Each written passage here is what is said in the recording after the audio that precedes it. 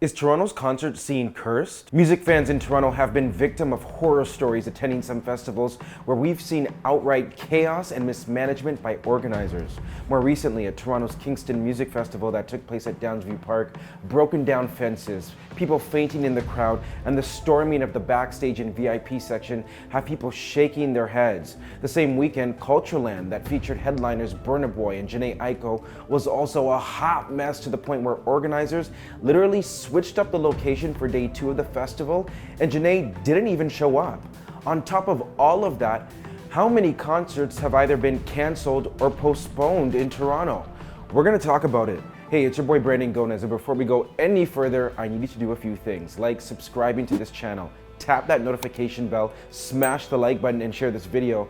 And don't forget to follow us across all of our social media. The details are in the description below. Toronto music fans are pissed, and rightfully so.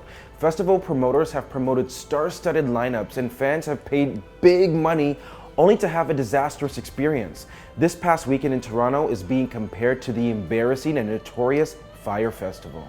Let's start off with Cultureland, the 2-day music festival that saw Burna Boy headline on Saturday and Jhené Aiko, who was supposed to headline on Sunday.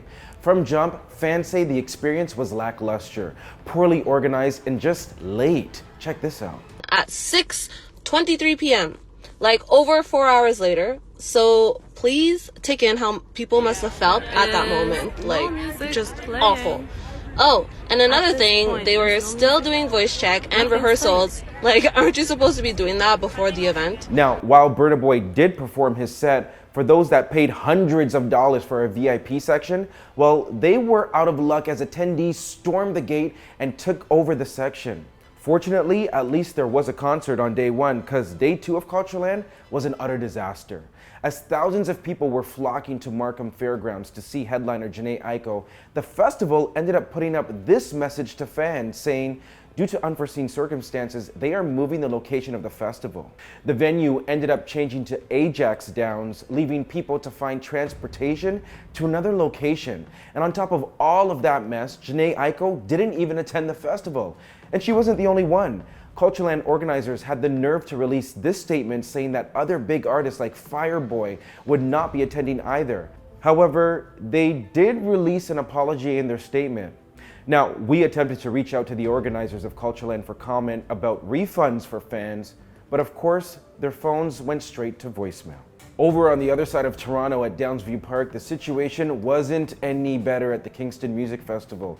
The heavyweights of dancehall were on the bill to headline the festival, including Skillet, Shensia, and Popcorn. Right out of the gate, it was clear that organizers paid no attention to organization or having an accurate amount of security on hand. Dealing with the massive heat wave, many fans complained about a festival that was extremely late to start, but also fans left outside to bake in the blistering heat with no access to food or water. In fact, there were reports that many fans fainted and required the help of paramedics. On top of that, crowd control was non-existent. People could be seen jumping fences to get into the backstage and VIP area, and at one point, the crowd knocked down the fence, flooding the VIP and backstage area. Many people were trampled on, lost their phones, and in some cases, even injured in the madness. Behind the scenes, the headliners couldn't even make it to the stage due to the swarming that took place. To make matters worse, the audio went out for both Skillet and Shensia's performance, so no one in the audience could actually hear them perform. Now, to give them credit, they both tried their best to carry on with the show and give their all, but at that point, the audience was restless and pissed off. Toronto booed Skillet off the stage because his mic wasn't working. We waited hours to see him perform.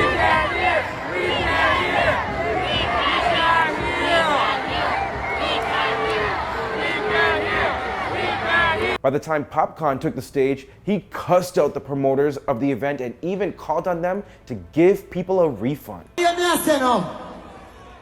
see, to the promotion team for the concert, you know, let me talk to you clear.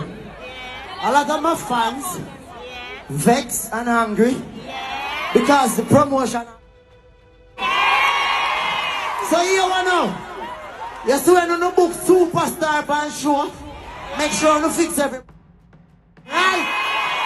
All over social media, people are asking for a refund to these events as many people shelled out hundreds of dollars for tickets. Again, we tried to reach out to the organizers of Kingston Music Festival, but no answer. Just a voicemail that's full. Now, all of this chaos and negativity actually isn't new to the Toronto concert scene.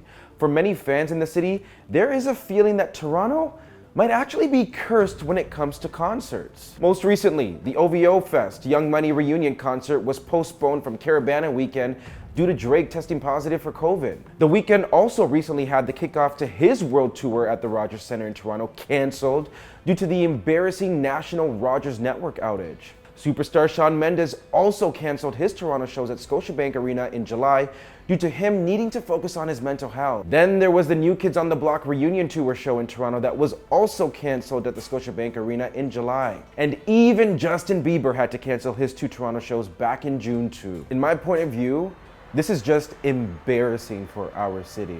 People are shelling out so much money to have an experience, to see these big artists. And it's not just embarrassing for the city, but it's also embarrassing for these big time artists whose names are on the line. Fans don't really know what goes on behind the scenes, so they at times might blame the artists for this mess. But it's not the artist's fault. This is the fault of the organizers. And what these organizers have to do is keep true to their word. If they are gonna say that they're putting on a big festival, then they should do that. They should hire the proper security. They should make sure that people are safe.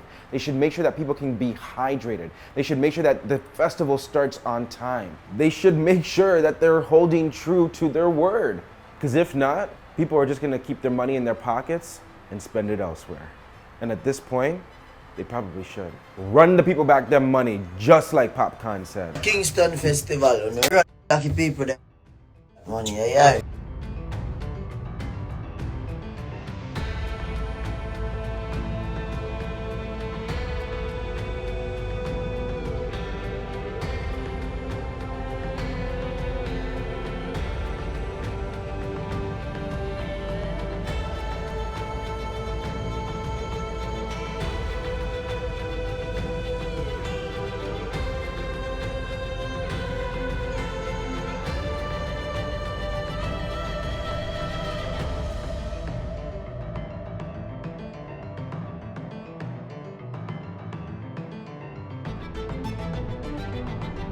Hey BG Squad, thanks so much for checking out our channel, and listen to this, we have more great content for you, like this video right here and this video right here.